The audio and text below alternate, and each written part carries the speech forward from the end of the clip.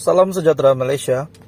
Info terkini Bajet 2023 terus beri penekanan kebajikan keluarga Malaysia. Datuk Ismail Sabri Yaakob, Perdana Menteri. Pembentangan Bajet 2023 pada bulan Oktober akan terus memberi penekanan kepada kebajikan keluarga Malaysia dan juga kesediaan negara berdepan kemungkinan krisis ekonomi global yang lebih mencabar berbanding sebelum ini. Apa inisiatif Bajet 2022 yang perlu Malaysia kekalkan? Apa inisiatif baru yang perlu dimasukkan? Tarikh pembentangan Bajet 2023 pada 7 Oktober. Mesyuarat Kabinet telah memutuskan Belanjawan 2023 yang sepatutnya dibentangkan pada 28 Oktober akan dibentang 3 minggu lebih awal, iaitu pada 7 Oktober. Perkara itu disahkan dan diumumkan Menteri di Jabatan Perdana Menteri, Parlimen dan Undang-Undang, Datuk Seri Dr. Wan Junaidi Tuanku Jaafar. Terus beri penekanan kebajikan keluarga Malaysia. Datuk Seri Ismail Sabri Yaakob, Perdana Menteri Malaysia. Seperti sebelum ini, Kementerian Kewangan turut melancarkan portal cadangan Bajet 2023 supaya lebih ramai rakyat dapat berkongsi pendapat dan idea mereka dalam proses penyediaan bajet. Hasil daripada sesi libat urus MOF bersama rakyat pada tahun lepas, lebih 50 inisiatif yang dicadangkan telah dimasukkan dalam Bajet 2022. Semua rakyat Malaysia dijemput untuk mengemukakan cadangan bagi Bajet 2023. Walaupun tarikh akhir mengemukakan padalah 16 September 2022. Mungkinkah cadangan anda akan direalisasikan dalam Belanjawan 2023 kali ini? Maklumat lanjut Bajet 2023.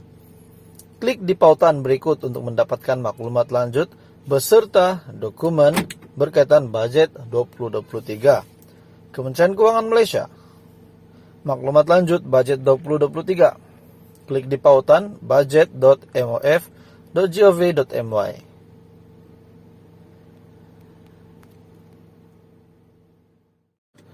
Salam sejahtera Malaysia. Info terkini Bajet 2023 terus beri penekanan kebajikan keluarga Malaysia. Datuk Ismail Sabri Yaakob, Perdana Menteri. Pembentangan Bajet 2023 pada bulan Oktober akan terus memberi penekanan kepada kebajikan keluarga Malaysia dan juga kesediaan negara berdepan kemungkinan krisis ekonomi global yang lebih mencabar berbanding sebelum ini. Apa inisiatif Bajet 2022 yang perlu Malaysia kekalkan? Apa inisiatif baru yang perlu dimasukkan? Tarikh pembentangan Bajet 2023 pada 7 Oktober. Mesyuarat Kabinet telah memutuskan Belanjawan 2023 yang sepatutnya dibentangkan pada 28 Oktober akan dibentang 3 minggu lebih awal, iaitu pada 7 Oktober. Perkara itu disahkan dan diumumkan Menteri di Jabatan Perdana Menteri, Parlimen dan Undang-Undang, Datuk Seri Dr. Wan Junaidi Tuanku Jaafar. Terus beri penekanan kebajikan keluarga Malaysia. Datuk Seri Ismail Sabri Yaakob, Perdana Menteri Malaysia. Seperti sebelum ini, Kementerian Kewangan turut melancarkan portal cadangan Bajet 2023 supaya lebih ramai rakyat dapat berkongsi pendapat dan idea mereka dalam proses penyediaan bajet. Hasil daripada sesi libat urus MOF bersama rakyat pada tahun lepas, lebih 50 inisiatif yang dicadangkan telah dimasukkan dalam Bajet 2022. Semua rakyat Malaysia dijemput untuk mengemukakan cadangan bagi Bajet 2023. Walaupun tarikh akhir mengemukakan padalah 16 September 2022. Mungkinkah cadangan anda akan direalisasikan dalam Belanjawan 2023 kali ini? Maklumat lanjut Bajet 2023. Klik di pautan berikut untuk mendapatkan maklumat lanjut beserta dokumen berkaitan Bajet 2023. Kementerian Kewangan Malaysia. Maklumat lanjut Bajet 2023. Klik di pautan budget.mof www.bkm.gov.my. Salam sejahtera Malaysia. Hari ini admin ingin buat satu berita berkenaan dengan pengkreditan BKM fasa ketiga ke bank ini. Ya, kita tahu bank BSN adalah bank yang sangat sibuk. Sebab kebanyakannya menggunakan bank BSN, kebanyakan penerima.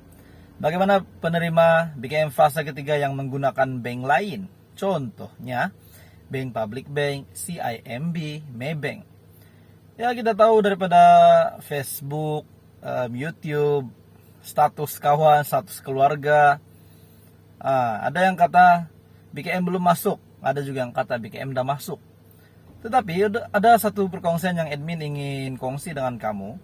Bagi dua bank ini sangat famous di Facebook. Banyak yang mention bank ini di Facebook. Ada yang belum dikreditkan sehingga hari ini. Ada juga yang sudah terima, ada juga yang belum. Antaranya Maybank. Ada yang kata, ada yang baru masuk Maybank pagi ini. Jom kumpul di sini. Saya tak masuk lagi. Itu adalah satu post di Facebook di grup Bantuan Keluarga Malaysia. Dia kata ada yang sudah masuk Maybank, ada yang sudah terima Maybank, dan dia pula belum masuk lagi. Jadi admin hanya ingin nasihatkan, beliau belum terima bantuan itu sebab kita tahu pengkreditan BKM dikreditkan secara berperingkat. Itu bank yang pertama. Bank yang kedua, CIMB. Menurut beliau, CIMB Bank tidur ke teruknya CIMB Bank. Tapi confuse-nya Bank Popular, hakikatnya 2 hari cek ATM masih tak masuk. Oke. Beliau sudah 2 hari. Datang ATM cucuk, cek belum masuk. Datang ATM lagi cucuk, semak belum masuk lagi. Jadi admin nasihatkan, kita tahu pengkreditan secara berperingkat. Jadi tak perlulah setiap hari ke ATM. Kecuali lah Anda sangat memerlukan. Tetapi itulah, kita hanya menantikan pengkreditan. Sebab kita sudah tahu pasti pengkreditan BKM fase ketiga akan dibayar sehingga 27 September. Jadi admin tidak kata bank ini teruk. Contohnya Maybank belum masuk, CIMB belum masuk. Sebab pengguna yang lain ataupun penerima yang lain menggunakan bank yang sama, ada sudah yang terima. Mungkin itulah secara berperingkat. Jadi terdapat daerah yang terima awal, terdapat juga daerah yang terima lewat.